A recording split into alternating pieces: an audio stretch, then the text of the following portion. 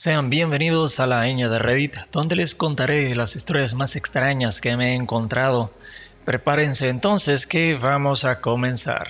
En esta ocasión, desde nuestro subreddit favorito, Ask Reddit, traemos el video número 101 y seguimos con el mismo ánimo, entrega y pasión que el primer día. Hoy nos sumergiremos en un conjunto de relatos legales donde la astucia, los giros inesperados y por supuesto la justicia, tanto la formal como la poética, se abren paso en medio de dramas familiares, venganzas fallidas y momentos que desenmascaran a más de un mentiroso. Prepárate para sentir indignación, sorpresa y un poco de satisfacción silenciosa cuando el karma hace lo suyo. No querrás perderte ni un segundo. Contestando a la pregunta de un usuario eliminado, abogados de Reddit, ¿cuál es la peor manera en que han visto que alguien arruine la vida de otra persona en la corte, ya sea en un proceso penal, civil o de divorcio? Respuesta 1. No es lo peor, pero es uno que sobresale porque lo hicieron contra sí mismos. Una mujer se presenta en la corte con una camiseta que decía: «Es hora de la fiesta, perras, a beber». Estaba allí por su primera comparecencia por un tercer cargo, de conducir bajo los efectos del alcohol. El juez no estaba de humor ese día. Respuesta 2. Pelea desagradable por la custodia. La exesposa era abogada y se representó a sí misma. El exesposo tenía un abogado bastante malo. Ella seguía llevando el caso de vuelta a la corte tratando de conseguir más beneficios de él, y su abogado simplemente dejaba que siguiera ocurriendo, y eso estaba destruyendo su vida. Acusaciones de abuso infantil, le estaba quitando tanto dinero que apenas podía pagar un apartamento de mala muerte, y no podía costear un auto, lo cual luego fue relevante para la custodia. Finalmente, el padre de la exesposa, también abogado, pidió reunirse con el juez y mencionó algunas cosas que sabía que estaban ocurriendo. Uno de los niños era maníaco depresivo y la exesposa lo sacaba de sus medicamentos antes de que le tocara la custodia al exesposo. Las acusaciones de abuso infantil surgían del exesposo tratando de sujetar al niño durante un episodio maníaco porque no estaba medicado. La exesposa había cronometrado intencionalmente la acusación de abuso infantil para que cayera justo antes de las fiestas. Así el exesposo no podía ver a los niños en Halloween, Acción de Gracias, Navidad. Se jactaba ante la familia de que eso causaría el máximo daño emocional posible haciéndolo en ese momento. La exesposa había falsificado documentos para exagerar los ingresos del exesposo cuando se determinaba la pensión alimenticia. Y la exesposa estaba durmiendo con el abogado del exesposo. El resultado. El abogado del exesposo fue reportado al colegio de abogados. No estoy seguro qué pasó con eso. El juez ordenó una revisión de todo y organizó un nuevo abogado para el exesposo. Parecía que la pensión alimenticia iba a reducirse drásticamente y el exesposo iba a obtener la custodia. Pero entonces el exesposo falleció por un coágulo de sangre 2 meses después. Años de ser arruinado. Finalmente veía una luz al final del túnel, pero resultó ser la luz equivocada al final del túnel equivocado. Respuesta 3. No fue mi caso, pero sigue siendo mi historia favorita. El tipo se arruinó solo cuando fue a un juicio conjurado por un cargo de robo y usó la misma sudadera distintiva que usó la noche en que cometió el crimen. Es bastante difícil argumentar que el tipo del video no es tu cliente en ese punto. No hace falta decir que fue condenado y pasó algunos años en el departamento de correccionales. Respuesta 4. No soy abogada, pero cuando mi suegro y suegra se divorciaron, ella quería presentar la declaración de impuestos conjunta del año anterior porque aún estaban casados. Habrían recibido un buen reembolso. Él insistió en presentarla por separado a pesar de que tendría que pagar $4,000 porque quería que ella también le debiera a Hacienda. Lo hizo para hacerla enojar. Respuesta 5. Estaba sentada esperando a mi cliente y el juez estaba dando una declaración general a varios acusados sobre un programa alternativo por un cargo por conducir bajo los efectos del alcohol. Básicamente libertad condicional. Pregunta: ¿alguien ha consumido alcohol o drogas en las últimas 24 horas? Aparte de la respuesta obvia, un tipo orgullosamente levantó la mano. Fumé un poco de marihuana anoche. No obtuvo la libertad condicional. Respuesta 6. Una vez vi a un acusado indigente que estaba detenido decirle al juez que su abogado, de oficio, no estaba trabajando lo suficiente y quería que el juez le asignara a otro abogado. El juez le preguntó específicamente cuál era el problema y él dijo: no quiero un abogado mujer, necesito un hombre que tome el control y luche por mí. O algo muy parecido a eso. El juez, quien también era mujer, dijo que así no funcionaban las cosas y entonces él empezó a gritar y a entrar en detalles sobre su defensor público, principalmente diciendo que no le gustaba, que no le visitaba, etc. La juez se molestó y lo miró y le dijo algo como: está bien, te asignaré otro abogado, pero dado que no estás satisfecho con tu abogado y necesito tiempo para asignarte un nuevo defensor, no voy a tratar ningún otro asunto hoy y voy a reprogramar tu caso. Unos días después, la juez le envía al acusado una notificación de su nuevo abogado designado, que resulta ser también una mujer, y una notificación de que el caso se reprogramó para dentro de 6 semanas.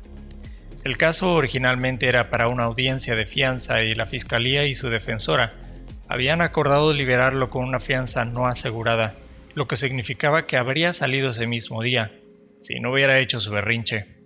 En cambio, esperó otras 6 semanas en la cárcel solo para que otra mujer le representara. Respuesta 7. Una esposa solicitó una orden de restricción porque quería quedarse con la casa durante el divorcio. El esposo tenía un buen trabajo, ganaba como $200,000 al año. El empleador se entera de la orden de restricción y el esposo es despedido. Era un empleo muy especializado, así que el único trabajo que pudo encontrar cerca de la casa de su exesposa y su hija fue de $50,000. La casa fue embargada. La manutención infantil quedó en menos de $500 al mes. La esposa tuvo que conseguir un trabajo como mesera. 4 autos también fueron embargados. Respuesta 8. He visto a un padre usar la falta total de disciplina como herramienta para ganarse el favor de su hijo adolescente, para que el niño elija vivir con ese padre de mierda y así el padre reciba manutención infantil del otro. Me hierve la sangre ver a alguien permitir que su hijo de 15 años abandone la escuela, se drogue todos los días, le compre drogas, alcohol, básicamente todo lo negativo que se le puede hacer a un niño, solo para no tener que pagar $100 de manutención infantil al mes. Para todos los que comentan sobre lo barato que era el pago de manutención infantil, bueno, en mi jurisdicción los montos se calculan en relación con la situación del padre que paga, ingresos, escolaridad, activos, etc. Eran unos irresponsables ambos padres. Empleo parcial sin declarar, trabajo estacional y asistencia gubernamental. Respuesta 9. Estuve involucrado en un caso de custodia donde una esposa engañó a su esposo y tuvo un hijo como resultado. Ella dejó que él creyera que el niño era suyo hasta que tenía como 5 años y estaban en proceso de divorcio. Para evitar que él obtuviera la custodia, convenció al padre biológico de intentar conseguirla, pensando que si él ganaba, ella acabaría con el niño. Se volvió una enorme pelea a 3 bandos, varios abuelos involucrados, los honorarios legales se dispararon porque el caso habría sido bastante rápido de otro modo. Ella no podía pagar a su abogado, trató de que lo hiciera el padre biológico, se volvió aún más complicado, etc. Básicamente todavía no hay un acuerdo que todas las partes sigan. Entran y salen de la corte cada año más o menos. Se arruinó sola. Respuesta 10. No soy abogado, pero esta historia siempre me impacta. Mi abuela biológica falleció hace 20 años de cáncer de ovario. Dejó todo su dinero, fideicomisos, bonos a mi abuelo para que los usara mientras viviera y los distribuyera tras su fallecimiento. Mi abuelo se volvió a casar como hace 15 años con mi abuelastra. Mi abuelo terminó falleciendo primero hace unos años. Mi tía política era una desgraciada codiciosa que vive en el otro extremo del país. Ha vivido de su madre y de mi abuelo toda su vida. Venía de visita y los llevaba de vacaciones, donde usaba su dinero para comprarse cosas y conseguir viajes de esquí gratis como 8 veces al año. Nada más. Después de que falleció mi abuelo, mi abuelastra tuvo que mudarse a donde vivían sus hijos para recibir cuidados por demencia. Mi tía política tiene acceso no solo a los bienes de su madre, sino también a los de mi abuelo, para cuidar sus necesidades. No fue suficiente. Decidió tratar de demandar a mi padre y a mi tío por los bienes de su madre biológica fallecida. Mi padre está paralizado de ambos lados y en silla de ruedas. Mi tío es sobreviviente de triple bypass con marcapasos y múltiples endoprótesis vasculares. Ambos viven con ingresos fijos por discapacidad. Llegó el día del juicio y literalmente llevé a mi padre en silla de ruedas mientras mi tío caminaba con bastón. Mi tía política está completamente sana y nada le falta gracias a los millones que mi abuelastra y mi abuelo ganaron durante toda su vida. El juez miró todo el panorama y le negó absolutamente el acceso a la herencia de mi abuela biológica. Estuvimos ahí menos de una hora. Respuesta 11. Este no fue mi caso, pero lo seguí de cerca porque eran los procedimientos de divorcio de un conocido. Él y su ahora ex-esposa compartían una propiedad comercial que valía bastante dinero. Ambos estaban en los documentos y tenían acceso a la misma información. Bueno, algo salió mal y la propiedad tenía atrasos y creo que se presentó algún gravamen. El esposo intentaba hablar con su entonces esposa sobre todo el asunto y ella lo ignoraba. No solo lo ignoraba y los problemas financieros, sino que además empezó a engañarlo. Avanzamos al divorcio, fue contencioso y llegaron a pelear por la residencia principal cuyo valor de mercado, sin cargas, era mucho menor que el edificio comercial. Ella exigió la casa y el esposo, efectivamente, le ofreció darle el edificio comercial si podía quedarse con la residencia. Ella nunca prestó atención a cuán mal estaba la propiedad comercial y, por alguna razón extraña, su abogado no hizo ninguna diligencia debida, así que aceptaron el trato. No sé si la asignación de activos incluía condiciones de ahorro o advertencias para la exesposa, pero me gustó ver que en su propia desidia la llevó a negociar por una propiedad con deudas en lugar de una casa ya pagada. Respuesta 12. He estado en disputa con British Gas durante unos 10 años. De vez en cuando me llevan a la corte, cada vez gano y nos vamos por otros pocos años. La última vez contraté abogado. Es en un tribunal de magistrados, aunque es un asunto civil. Mi abogado esperó a que el tipo de British Gas hiciera su juramento de decir la verdad, toda la verdad, etc. Y luego le preguntó qué sabía sobre los casos anteriores en la corte. Cuando el tipo dijo que no sabía nada sobre ellos, mi abogado se le fue encima diciendo que acababa de jurar decir toda la verdad, así que claramente no se podía confiar en nada de lo que diga. Durante unos minutos fue algo brutal. Los magistrados estuvieron de acuerdo y nos fuimos con 600 libras, que son unos 15,600 pesos mexicanos, en costas. Fue un placer ver a este sujeto que estaba como: vamos a entrar a tu casa y la policía ayudará. Antes de que entráramos, ser mandado a sentarse y que no dijeran nada más a menos que se le preguntara algo. Para evitar algunas preguntas, se trata de un medidor desconectado en mi casa para electricidad de una tienda cerrada. Le he escrito al director general, he involucrado a mi parlamentario y he ido a la corte 4 veces. British Gas no cambia, no escucha, así que me he rendido. Solo iré a la corte de vez en cuando y reclamaré mis 600 libras esterlinas o 15,600 pesos mexicanos. Acabo de recordar, tuvieron que transferir el dinero electrónicamente porque íbamos a mandar a los alguaciles, ya que tardaron 27 días en pagar. Para ser honesta, me decepcionó un poco cuando finalmente pagaron. Respuesta 13. Seré escasa en detalles aquí debido a la confidencialidad, pero tuve un cliente acusado de un delito sexual muy desagradable. Tenía una coartada. Estaba en el trabajo donde él era el jefe. Tenía un empleado que podía confirmar absolutamente que él estaba ahí. Hablé con el empleado y el empleado confirmó esto. Se acercaba el juicio y justo cuando necesitaba enviar una notificación de coartada, que es una notificación anticipada a la fiscalía para que puedan investigar la coartada y determinar si es verdadera o no.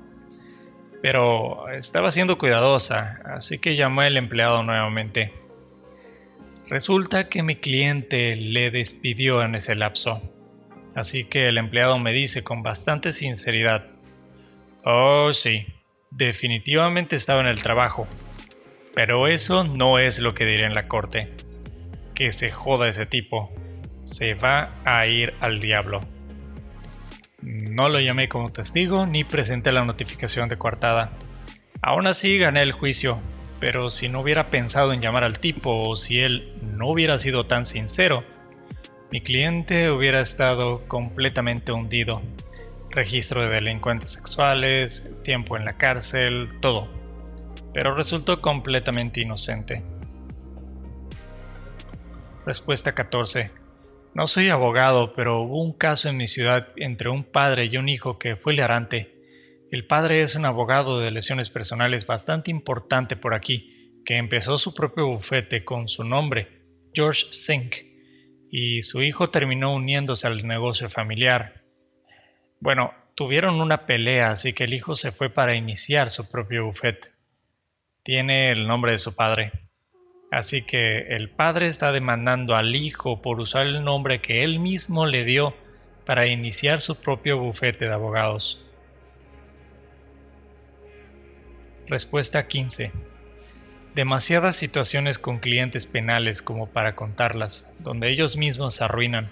Sin embargo, uno de los pocos casos de derecho familiar que manejé cuando era una joven abogado se me quedó grabado. Mujer joven y hombre joven tienen un hijo. La mujer joven busca divorciarse del hombre joven porque a él le gusta la vida de pandillero. Recientemente había sido arrestado y acusado por posesión con intención de distribuir metanfetaminas, lo que es un delito grave, y por posesión de un arma de fuego. Esto es porte ilegal. Al hombre joven no le gusta que ella lo deje. Contrata a un abogado de divorcios famoso de la zona, aunque es un área muy rural. Consigue una orden de divorcio temporal que dice que ella no puede tener invitados del sexo opuesto durante la noche. Esto pues es común en zonas rurales conservadoras, creo que eso ya casi no se ve en lugares más urbanos. La mujer joven comienza a salir con alguien nuevo. El hombre joven se enoja mucho por esto. Hace que su abogado famosa pida una audiencia acusando a la mujer de violar la orden judicial y busca la custodia total, además de honorarios legales. La mujer joven, siguiendo el consejo de un amigo en común, me contrata para esa audiencia. Me siento con la abogado contraria, quien básicamente intenta intimidarme con su experiencia y me presenta unos términos atroces. La madre no solo debe renunciar a la custodia principal, sino que debe darle visitas supervisadas y pagar manutención infantil y los horarios del abogado. Ella sabe que soy un abogado novata en la ciudad. Estoy bastante segura de que llevaba menos de un año con licencia. Me opongo y ella dice que nos veremos en la corte. Entro a la audiencia con una copia de su acuerdo de libertad condicional por posesión con intención de venta y porte ilegal. Él no le había contado a su abogado sobre esto y ella no lo sabía. Lo llama, establece que mi cliente tuvo a su nuevo novio en casa las noches X, Y y Z. El juez es muy conservador, no está complacido. Luego la abogado contraria pasa al testigo. Le pregunto si tiene trabajo. No. ¿Qué haces para obtener dinero? Cosas por aquí, cosas por allá. ¿Ah, sí? La señora abogado contraria es bastante cara. ¿Vendes anfetamina? ¿Qué? ¿Alguna vez has vendido drogas para salir del paso? No. Presento una copia de su declaración de culpabilidad y sentencia de libertad condicional directa. El juez ahora lo está mirando con furia. Me inclino hacia mi cliente sentada a mi lado y le susurro: si te hicieran un test de drogas hoy, sé honesta, ¿saldrías completamente limpia? Ella contesta: sí. Le pregunto al hombre joven: ¿cuándo fue la última vez que consumiste metanfetamina? La abogada objeta, pero el juez lo permite. Sé que este juez hace pruebas de drogas en el momento, ya que también es juez del Tribunal de Drogas por delitos menores. Hace años, estoy limpio. Así que si te hicieran una prueba, ¿saldrías limpio? Sí. La abogada contraria le hace la misma pregunta a mi cliente y aceptamos. El juez les hace pruebas a ambos. Él da positivo por metanfetamina. Mi cliente da negativo. El juez rechaza su moción y me pide que envíe nuevas órdenes temporales donde se requiere que el hombre joven mantenga un empleo y comience a pagar manutención infantil y se le asignen visitas supervisadas. La cereza del pastel. La abogado contrario me llama y me deja un mensaje de voz felicitándome por, y cito, haberle pateado el trasero por primera vez en mucho tiempo. Después de escuchar estos relatos, no puedo evitar pensar en cómo, al final, la verdad y la inteligencia bien usadas pueden inclinar la balanza incluso en los entornos más hostiles. ¿Tú también has presenciado momentos en los que la justicia se impuso contra todo pronóstico? Cuéntamelo en los comentarios, quiero leerte.